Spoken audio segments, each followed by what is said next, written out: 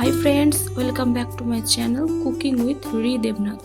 আজ আমি তোমাদের জন্য একটা টেস্টি রেসিপি নিয়ে এসেছি। তো চলো শুরু করা যাক।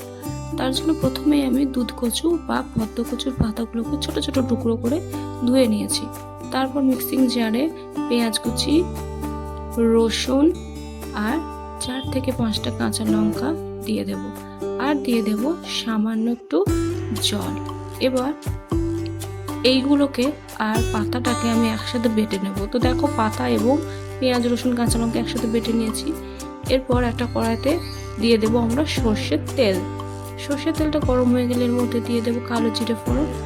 এবার এর মধ্যে দিয়ে দেবো সেই বেটে রাখা পাতা, পেঁয়াজ, কাঁচা লঙ্কা আর রসুন বাটা। তো দেখো বন্ধুরা, এবার আমরা এটাকে নেড়ে দেব। তো আমার ভিডিওটা তোমাদের যদি ভালো লাগে অবশ্যই একটা লাইক দিও, আর এরকম নিত্য নতুন রেসিপি দেখার জন্য তোমরা অবশ্যই আমার চ্যানেলটাকে সাবস্ক্রাইব করে দিও। তো এবার আমরা এর মধ্যে দিয়ে দেবো পরিমাণ মতো নুন আর দিয়ে দেব হলুদ। এবার আবারও আমরা খুব ভালোভাবে এটাকে নেড়ে দেব। এইভাবে নেড়ে নেড়ে পাতা থেকে সমস্ত রস যতক্ষণ না শুকোচ্ছে আমরা এটাকে নাড়তেই থাকবো। আমার ভিডিওগুলো তোমাদের কেমন লাগে অবশ্যই কমেন্ট করে জানিও বন্ধুরা।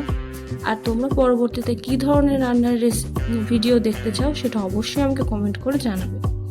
তো দেখতেই পাচ্ছ আমি এভাবে নেড়ে নেড়ে পাতার রসটা অনেকটা শুকিয়ে ফেলেছি। তোমরাও এভাবে ধীরে ধীরে নেড়ে নেড়ে পুরো পাতার রসটা শুকিয়ে ফেলবে। দেখবে বন্ধুরা, এটা দেখতে খুব সাধারণ একটা রান্না হলেও খেতে একদমই অসাধারণ। শুধুমাত্র এই রান্নাটা দিয়ে বা এই সবজির তরকারিটা দিয়ে তোমরা এক থালা ভাত খেয়ে নিতে পারবে, এতটা টেস্টি হয় এই পাতা বাটার রেসিপিটা। তো দেখো আমার রেসিপিটা প্রায় কমপ্লিট। এবার আমি এটাকে কি করবো বলো তো, এবার আমি এটাকে নামিয়ে নেব। তোমরাও বন্ধুরা ঠিক এইভাবে শুকনো শুকনো করে নেবে পাতাটাকে, ঠিক এইভাবে। তো দেখো আমাদের রান্নার প্রায় কমপ্লিট। এবার আমরা এটাকে একটা পাত্রে তুলে নেব।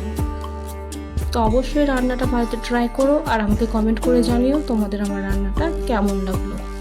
আবার দেখা হবে কোনো অন্য ভিডিওতে। ততক্ষণ সবাই ভালো থেকো, বাই।